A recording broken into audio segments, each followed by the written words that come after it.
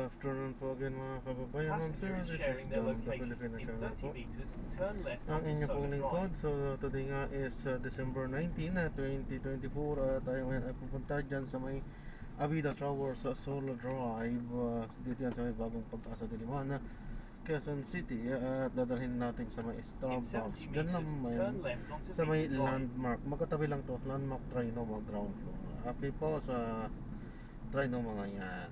Okay, sa North Avenue, Quezon City. Okay, magbabalik po tayo mamaya unti pag nakuha na po natin sila. Disclaimer naman po, ang content po natin ay kalsada at hindi ang passenger. Kaya nga naman, saka naman po na may marinig kayo mga pangalan po ng lugar, pangalan ng tao, pangalan ng organisasyon sa government or private man yan, ay wala pong kinalaman ng channel na ito at wala pong pinapatungkulan. Lahat po ng pinag-usapan dito ay pawang dito lamang po yan sa loob at wala pong pinapatungkulan po sa labas. Okay po, so magbabalik po tayo mamaya unti pag nakuha na po natin sila.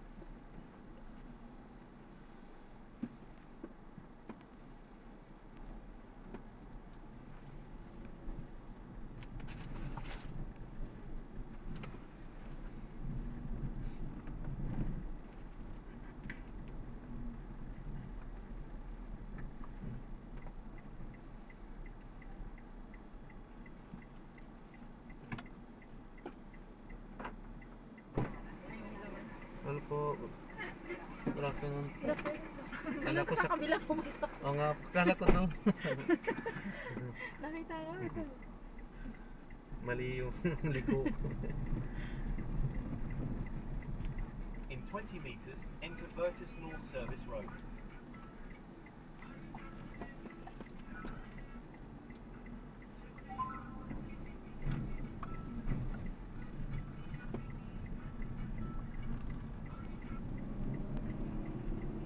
Continue for 400 meters, then turn right onto Mindanao Avenue. Baka yung gagawin. Nagpagpawin.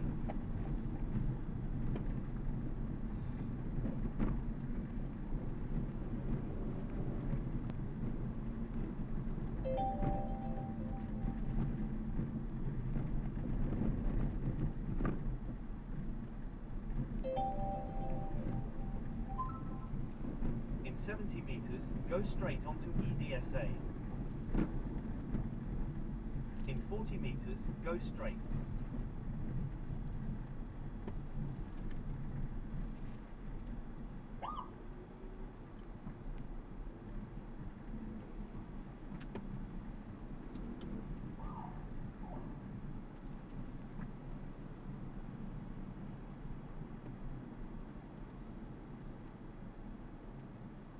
In 80 meters, turn right onto Mindanao Avenue.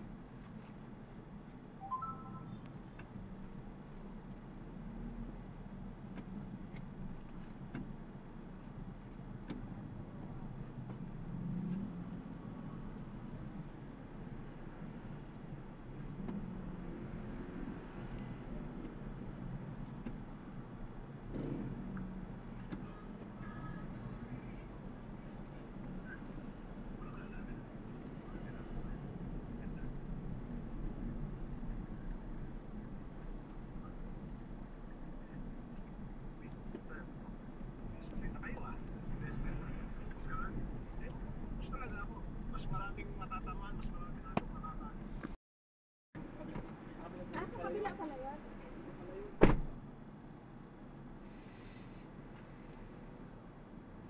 And na-drop na natin sila. So maraming salamat po sa panonood. Hanggang sa muli. Ingat.